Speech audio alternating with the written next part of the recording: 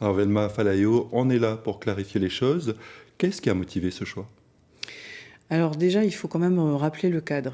Ce budget, il est basé principalement sur le prêt qui est consenti par l'AFD et donc garanti par l'État à hauteur de 119 milliards, dont 94 milliards pour cette année 2025. L'architecture actuelle du Congrès, je le rappelle, il n'y a aucune majorité. Nous avons 26 indépendantistes, 25 non-indépendantistes et 3 voix de l'éveil océanien. Le président de l'éveil océanien s'est exprimé sur vos chaînes il y a une semaine en disant que notre ligne politique, c'était l'abstention pour le prêt. Nous arrivons à la séquence de vendredi matin. À l'ouverture de la séance, nous totalisons 53 élus présents ou représentés. Donc nous avons d'un côté 25 indépendantistes, 25 non-indépendantistes et 3 l'éveil océanien. Dans ce cas de figure, le vote du budget demande en fait un vote à la majorité relative, c'est-à-dire qu'il faut avoir plus de voix pour que les voix contre. Dans ce cas de figure, si nous y allons, sachant que l'éveil océanien allait s'abstenir, nous avons 25 pour contre 25 contre. Le vote du budget ne se réalise pas. Plus tard dans la journée, nous apprenons que chez les non-indépendantistes, le maire de Doumbéa allait s'abstenir. Ce qui nous fait 25 indépendantistes, 24 non-indépendantistes et 4 abstentions. L'abstention ne compte pas. Mais les conséquences derrière, Steven, sont catastrophiques pour la Nouvelle-Calédonie. Parce que qui ne dit que si le vote du budget n'est pas fait, il n'y aurait pas eu la signature de la Convention hier, il n'y aurait donc pas eu de prêt. Il n'y a pas de prêt, il n'y a pas d'argent pour financer nos hôpitaux, pour financer les personnels hospitaliers. Il n'y a pas d'argent pour ces 15 000 Calédoniens au chômage. Et la liste est encore longue. Il y a un impact réel catastrophique qui va directement sur le quotidien des Calédoniens. La responsabilité qui est la mienne en tant que présidente du Congrès de la Nouvelle-Calédonie, mais aussi parce que le mouvement auquel j'appartiens a toujours fait face à ces responsabilités, eh bien, j'ai pris cette responsabilité-là d'accompagner, et surtout en concertation avec mes 2 collègues de l'éveil océanien, d'accompagner et de voter ce budget. Parce qu'il y a un article du règlement intérieur qui dit bien, c'est l'article 26, qu'en cas d'égalité, la voix de la présidente est prépondérante, c'est ce qui a permis le vote du budget. Alors, il y avait 53 élus. Le Congrès compte normalement 54 élus. Le président de la province Nord, Paul Naoutine, était absent. Pas de vote, pas de procuration. Vous avez veillé jusqu'au bout avec vos services en attente de cette procuration. Pourquoi est-ce que vous tenez à clarifier ce point? Parce que c'est important, nous sommes dans une situation extrêmement...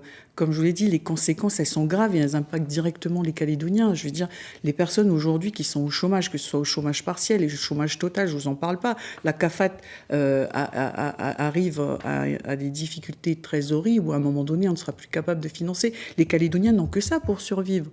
Donc, il est de mon devoir en tant que présidente de m'assurer que tout au long de la journée, le nombre de voix et donc que nous avons en début de séance ne change pas, puisqu'une procuration peut très vite arriver.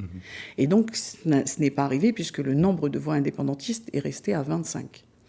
Et ce qui a permis, parce que, comme je vous l'ai dit, chez les non-indépendantistes, une voix s'est abstenue, qui a permis à ma voix d'être prépondérante et qui a permis le vote du budget.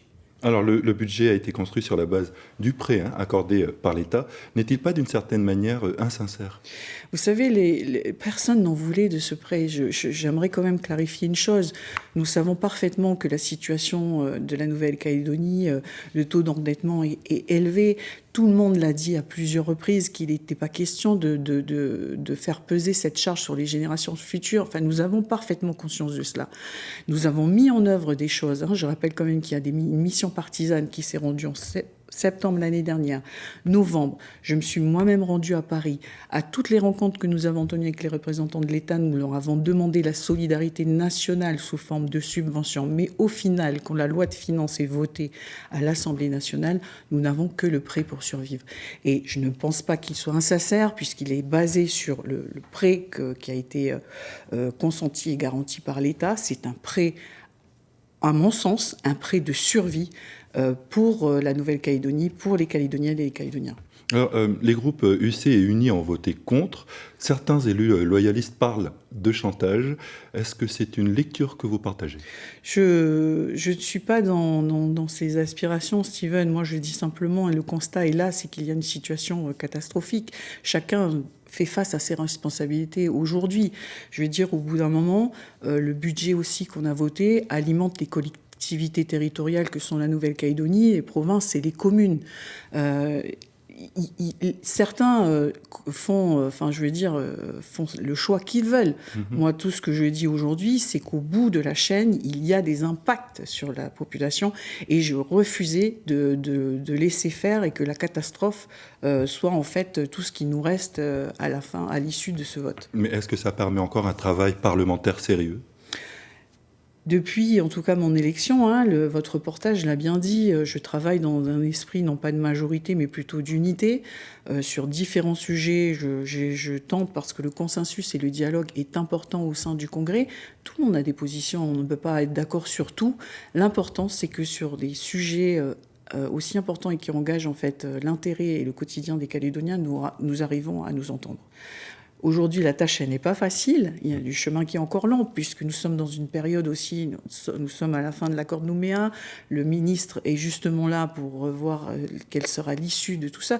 Donc il y a plusieurs facteurs. Il y a la crise de mai qui est là. Il y a des tensions qui sont palpables. Mais au-delà de tout ça, je continue, et votre reportage l'a très bien fait, à faire appel à l'esprit de responsabilité des élus, parce qu'aujourd'hui, le budget il a été voté. Mais il faut qu'on fasse preuve. Chaque formation politique que nous sommes a un travail pour les réformes nécessaires à redresser le pays. Et ça, c'est qu'ensemble que nous y arriverons. Alors vous dites également, Velma Falayo, qu'il était important de voter le budget pour sécuriser les discussions.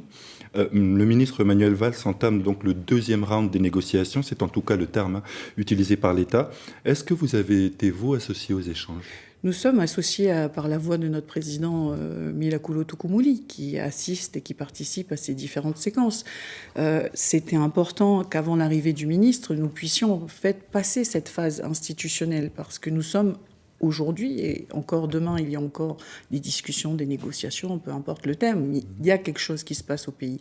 Aujourd'hui, c'est important que chacun, en fait, arrive à trouver une issue favorable. Il en va de la survie de la Nouvelle-Calédonie. Et c'est, je pense, le point important que nous ne devons pas perdre à l'esprit. Comment vous jugez la méthode de l'État ?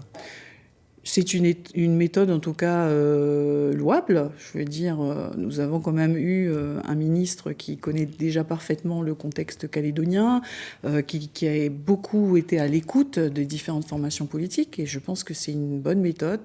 Et j'espère qu'à l'issue de tout cela, nous avons une issue qui mènera vers un chemin de paix et que chacun y trouve sa place. Vous présidez le Congrès de la Nouvelle-Calédonie depuis août dernier.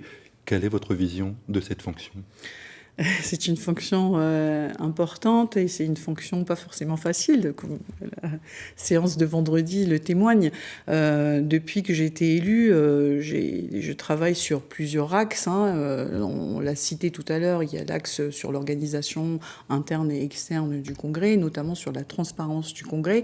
Et là, il y a deux thématiques sur lesquelles qui me tiennent à cœur, c'est la démocratie participative et l'évaluation des politiques publiques. Le deuxième axe, c'est l'axe qui permet une meilleure coordination que sont les institutions phares du gouvernement et du Congrès de la Nouvelle-Calédonie, parce que jusqu'à présent, on a bien vu qu'il y a eu parfois un manque de méthode inadaptée qui a fait qu'on est rentré dans des tensions. Et enfin, l'avenir institutionnel, lorsqu'il y a eu la visite du président Larcher et de la présidente Yaël Braun-Pivet, une certaine concertation pour reprendre les fils du dialogue. Voilà, c'est un travail conséquent. C'est une bonne expérience de vie aussi. Alors avant de passer aux questions des internautes, certains Calédoniens s'interrogent sur l'absentéisme permanent de certains conseillers. Comment est-ce que vous l'appréhendez ? Alors, il faut quand même expliquer les choses. Je rappelle que le Congrès de la Nouvelle-Calédonie, c'est 54 élus, 32 de la province sud, 15 du nord et 7 de la province des îles. Donc l'élu, on est élu à la province et élu au Congrès.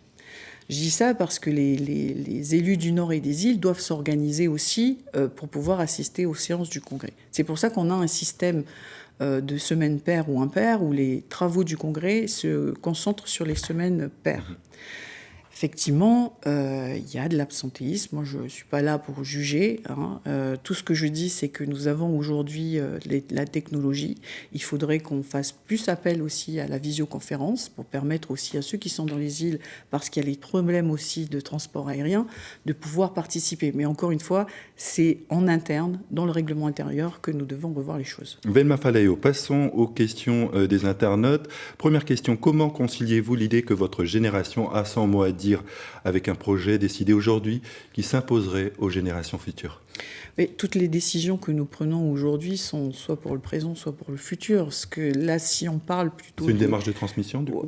Si on parle de politique publique, les deux leviers dont je vous ai parlé, c'est-à-dire la mise en place d'une démocratie participative, d'un comité citoyen au sein du Congrès, ou l'évaluation des politiques publiques, seront des outils nécessaires au Congrès pour pouvoir mesurer aussi l'impact. Quelque part, c'est, oui, de la transmission. L'idée aujourd'hui, c'est que nous qui sommes aujourd'hui ici, nous puissions transmettre aux jeunes, notamment, le sens des responsabilités pour pouvoir prendre la suite. Madame Falaeo, vous avez encore la fraîcheur d'une jeune élue qui croit encore en la politique. Serez-vous capable de la conserver? Je remercie l'internaute qui a posé cette question.